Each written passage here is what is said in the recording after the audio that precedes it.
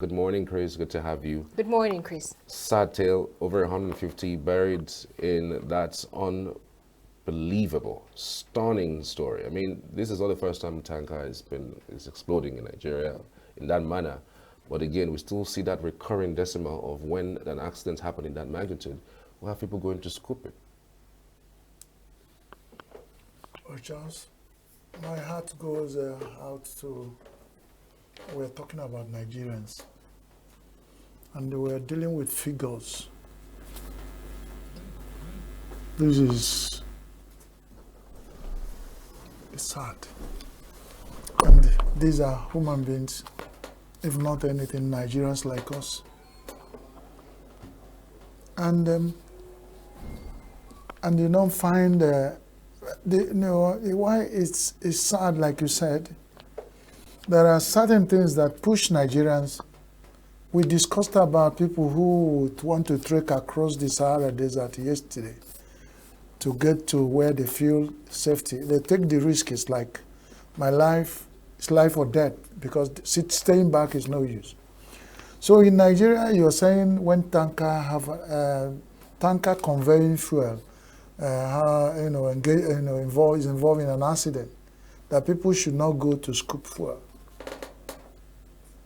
You're talking about the Nigerian liquid gold, where hardly the wretched of the earth, people in our class, cannot afford. So the temptation is so much. There are certain things that will happen. If you have what is being wasted, you can overlook and say, well, I can. But people can say, what is this life all about? And that's what has happened. What the leaders of this country should know is that most Nigerians have given up their life. They can do anything. And when any nation gets to that point, it's a state of the nature. That is going back to the earliest days of man, where survival is the fittest. No, now you can see what's happening in Nigeria. Who cares for who? People who have been seen, is like the legendary tale of the mushroom. It has happened in Lagos several times. People, massive number of people, life wasted. Because the explosion will go, people will be scooping. And the funniest thing is that at that last moment where you think you have scooped enough to make up, there will be explosion. And when this explosion happens, it spreads like more than missile, more than any bomb you can think about. It spreads meters, over 200 meters square. So whether you have come to scoop fuel, whether you are still at home sleeping, or you heard about fuel, whether you are watching from far, everybody gets involved. Just imagine figures. As far as I'm concerned, Nigeria, we have a way of dealing with figures, but for them to report 153, It means it's more. I will tell you. For Nigerians to allow 153 Nigerians dead in one incident, it will tell you, you give minus plus. Because Nigerians have a way of padding.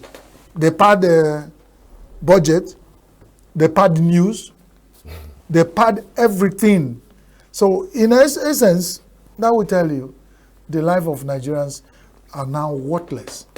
And situations have brought us to this level. And that's what we sit as Nigerians, calling on God, who has given Nigeria everything we require to be a great nation, to help us. And I've been asking people, what else can God do for Nigeria that he has not done for us? What? It almost seems as if the whole thing is becoming a curse. Because again, I believe that there are other ways that we can transport fuel without using the road. And even if we're going to use the road, maybe we should do it in the middle of the night. Not necessarily during the daytime or via the road. Because, I mean, every time I am driving and there's a tanker either in front of me, beside me, or behind me, or by this other side, I get paranoid. because whether it's empty or in fact sometimes I even get scared even if it is water tanker. Charles, Even if water any tanker, I even all tankers get with scared. that cylinder, all tankers with that cylinder are potential bomb. Whether they are empty or they are carrying, they can be more potent bomb when they're carrying something, whatever they are carrying. You ask, what will it take Nigerians to put a rail from the point of picking this fuel to the last point in Nigeria where they delivered it? Some individuals control more than 2 million trucks. You know what 2 million trucks? They did not rent them. They bought to them. And recently you see some of them you can't even know their name because they are China products. So we are here using money to promote and enrich other countries' industry. The people who make these trucks. But we are here, instead of putting this together, a friend was telling me, he's doing a project, and he's talking about Southeast as a business hub. But there's no single rail. Everybody still carries they see transport. Even the imported containers, those ones are another 90% potential risk to Nigerian motorists. You can imagine from Lagos to Southeast. Now within Southeast Aba and all the business hubs of East, there is nothing you say, I bought goods in Port Harcourt, and I put it in a rail that in the next few hours, I'll pick it in Onitsha. Where a trader will pick a phone and said, I have put your goods in a rail that has gone around Southeast. And these governors will sit, and they are talking about regionalization. These governors will sit talking from all part of their mouth. Nobody is thinking about it, because it starts that if you start in Anambra, at the border of Enugu man takes over. At the border of Ebonyi, before you know it, you have a rail that runs around Southeast. Who are they waiting for? This is the kind of thing you see. It will still happen again. Somebody will see somewhere counting figures of how many Nigerians are dying. This is just in one incident. The flood is there. This insecurity is there. Kidnapping and killing is there. The ritual killing is there. The disease and hunger and hardship that are there. These are all an average Nigerian person will go through to get adulthood. I was in a class, a lecturer was telling us that an African child, especially in Nigeria, go through what you call 90% of risk before you find the person getting to the age of 18. What the person has passed through. You start reeling them out. For any Nigerian adult you see that stands, no wonder we are religious. For us to get to this level, me and you are now talking, everybody has his own age. You look God and say, God, now me be this. To survive in this nation, to this level, and to think about it, what do Nigerians ask from their government? Nothing. There's nothing. Especially, I'm talking from where I am coming from. A typical Igbo man does not, all he wants is, allow him go to his shop, make business and come back. But they will still not allow such. They will go and sit down in the office, chop all the money you get from Abuja, but they allow these people to breathe still. It's now the most difficult thing to ask. During this Ember month, when we hear of such thing like explosion, especially tanker explosion, is mostly attributed to ritual killing. And but I'm just wondering, because it's almost happening during the Ember month. Do you think it's a myth, or it has nothing to do with that? It's just natural disaster? As far as I'm concerned, there is a proverb in my place. It's only a business you are into. You will know when is the time. Let me put it that way, because translating these philosophical African proverbs into English even makes you lose the essence. If I am a trader and I deal with ogo, vegetable, I know the time that the seasons and times that I deal with. So those who are the ritualists, they know their time, and so I won't go into discussing. I'm talking about the physical things you can see in Nigeria that are causing us to lose lives. A tanker that has started firing from Port Harcourt going to Kaduna, no matter how many stops you make on the way, it's like you have a gunpowder and you have matches very close and you are firing anything you carry, some of them over 33,000 liters in one go, traveling with the engine that is heated up in Nigerian roads. That is the best you can get in the world. You have accidents waiting to happen, and everybody is seeing it. Charles suggested moving at night. What he's only saying that we know there's an accident, but when it happened at night, let it be only the people involved there. If it explodes, if you have tanker explosion in a road 100 meters from your village, if it explodes, nobody in that village is safe. I don't think we have seen where this happened. It comes like there's no bomb that's more potent than that. So don't think that when they move at night, even it's worse at night because some people will be sleeping. Yeah. When the fire will take them out like a flood normally take Nigerians, you'll be sleeping small time. He said, well, one of the headlines said, flood makes people relocate, Ogun communities, residents relocate as flood water rises. These are human beings being burnt in that blast. Can you imagine what kind of business?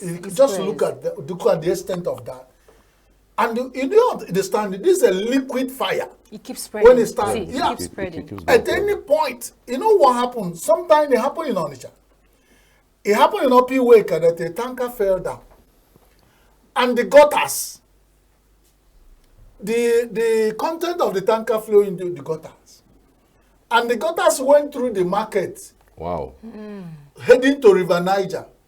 You are talking about Opi Weka, from Opi Weka to the river, where they channel the water, the drainage. So this then through that tracks into the old Ochanja, into Port Harcourt Road, into the streets to get the whole area caught fire and the burnt people and shops, yeah. And shops those days. And this thing we're moving, it gets to even shops where they are selling cooking gas. It adds up. It gets to where they are selling clothes. When fire starts in this, everything around it sounds like fodder for the fire.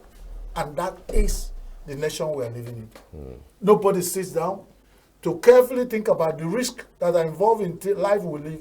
Everybody is looking for the money for his pocket. People will come do anything, kill people to get to power. When they get there, it's like the greeting of a man who has a bicycle. You escorted a bicycle man to a point. He didn't want to leave. It's like a friend who visited you and he has his bicycle, maybe rolling it. When he wants to go, he will always show you the other side. You do go on your bicycle. That is their leaders.